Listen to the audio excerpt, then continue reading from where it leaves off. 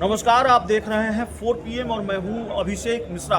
देखिए, राष्ट्रीय लोक मोर्चा के राष्ट्रीय अध्यक्ष उपेंद्र कुशवाहा को आज बड़ा झटका लगा है और उपेंद्र कुशवाहा की पार्टी के प्रवक्ता, पार्टी के एक महत्वपूर्ण नेता, पार्टी के युवा चेहरे हेमंत कुमार ने आज पार्टी छोड़ दी है। और हो सकता है जब आप ये वीडियो देख रहे हों, ये आधिकारिक तौर पर कांग्रेस के सदस्य हो चुके हैं, सिर्फ औपचारिकता बाकी हो। कांग्रेस ज्वाइन कर लिया है एक तरह से उन्होंने, और ज्वाइन करने, सदस्यता लेने की जो औपचारिकता है वो बाकी है। तो हेमंत कुमार हमारे साथ हैं, कांग्रेस दफ्तर में हमें मिल गए और जाहिर तौर पर एक झटका उपेंद्र कुशवाहा के लिए है। अभी आपकी पार्टी की, आपकी पुरानी पार्टी की, राष्ट्रीय लोक मोर्चा की बैठक हुई वाल्मीकि नगर में, 3 दिवसीय मंथन शिविर हुआ और आप जैसे नेता पार्टी छोड़, क्या ऐसा क्या हो गया, पार्टी क्यों छोड़ दी आपने? जिस तरह का माहौल अभी बन रहा है, चाहे वो प्रदेश हो, देश हो, और चाहे वो भ्रष्टाचार का मुद्दा हो, देश में आतंकी हमला का मुद्दा हो, हमारे नेता गठबंधन धर्म निभा रहे हैं और शायद वो कुछ बोल नहीं पा रहे। जिस समाज के वो नेता है, समाज ने जिनको नेता बनाया, उसके ऊपर हमला हो रहा है लगातार और वो कुछ बोल नहीं पा रहे।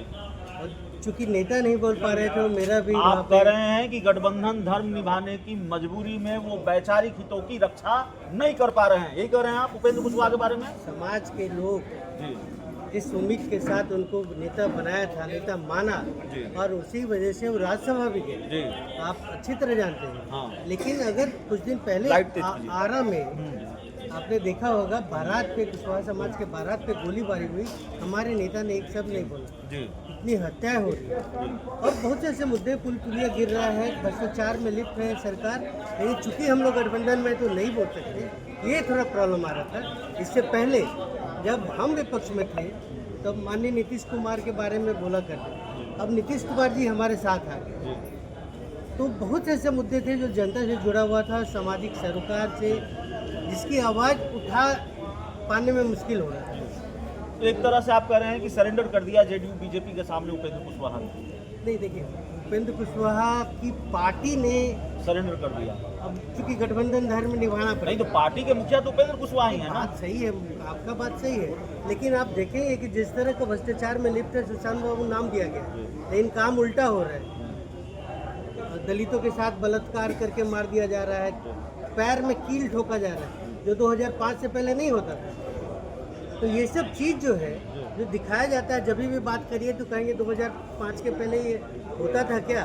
तो उपेंद्र कुशवाहा की पार्टी छोड़कर कांग्रेस को ही क्यों चुना? हाँ, ये बात आपका जायज़ है। 2 वजह रहा है कि एक तो कहीं इसलिए तो नहीं चुना कि सरकार किसी की, वो सिस्टम गांधी का ही चलेगा। जिस तरह राहुल गांधी ने शुरू किया पदयात्रा, पूरे देश की यात्रा की, मोहब्बत की दुकान खोला, जो दूसरा पक्ष केवल नफरत का दुकान है, हिंदू मुस्लिम करते हैं। राहुल गांधी जी का विजन बदल गया है, कांग्रेस का विजन बदल गया है। अब वो पिछड़े वर्ग का बात करते हैं, दलित का बात करते हैं, आरक्षण का बात करते हैं और देश में संविधान लेके चल रहे हैं। तो ये वजह, दूसरा सबसे बड़ी वजह है कि कांग्रेस जो है राजनीति की गंगोत्री है। आपने देखा होगा, सबसे पुरानी पार्टी, और जितने लोग यहाँ से आए हैं और यहीं से निकल के कहीं गए, जो आज दूसरे पार्टी में भी चले गए। मुझे लगा कि कांग्रेस क्षेत्रीय पार्टी से राष्ट्रीय पार्टी में मेरा भी फ्यूचर है और मैं खुलकर सवाल उठा सकता हूँ। नहीं, ठीक है हेमंत जी, कांग्रेस की बात हो गई, आपके पार्टी छोड़ने की बात हो गई, लेकिन आपकी पुरानी पार्टी के जो राष्ट्रीय अध्यक्ष उपेंद्र कुशवाहा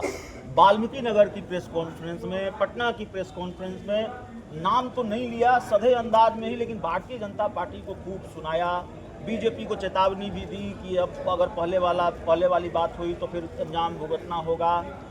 जब उपेंद्र कुशवाहा के साथ काराकाट, आप तो उस पार्टी में थे, जब उपेंद्र कुशवाहा के साथ काराकाट में खेल हुआ तो पार्टी के अंदर क्या चल रहा था? क्या भारतीय जनता पार्टी को लेकर वाकई बहुत नाराजगी है? बाबू जी ये बताइए, अब मैं पार्टी में नहीं तो अंदर की बात मैं ऐसे सार्वजनिक कर दूं, नेता आज हमारे अपने आज भी है, कल भी रहेंगे, पार्टी है और वैचारिक मतभेद है कुछ मुद्दे पे। हमें लगता था कि सर को बोलना चाहिए, सवाल है, ठीक है, आपकी बात अच्छी है, आप अंदर की बात बाहर नहीं कर सकते, लेकिन ये तो सवाल है ना कि उपेंद्र कुशवाहा को ये क्यों करना पड़ा? 2 प्रेस कॉन्फ्रेंस में उनका पूरा जो फोकस रहा वो भारतीय जनता पार्टी को मैसेज देने पर रहा कि भाई वो मत कीजिएगा जो 2024 में किया, उनको निपटाने के लिए जेपी नड्डा की भी बीजेपी नेताओं ने नहीं सुनी, मोदी साहब की भी नहीं सुनी, बिहार के बीजेपी नेताओं ने, और बिहार भाजपा को कौन बड़े नेता थे बताने की जरूरत नहीं है। आप नाम नहीं लेंगे, भारतीय जनता पार्टी के एक बड़े नेता ने नाम ले लिया, अच्छी बात है, उन्होंने नाम ले लिया, वो ले सकते हैं।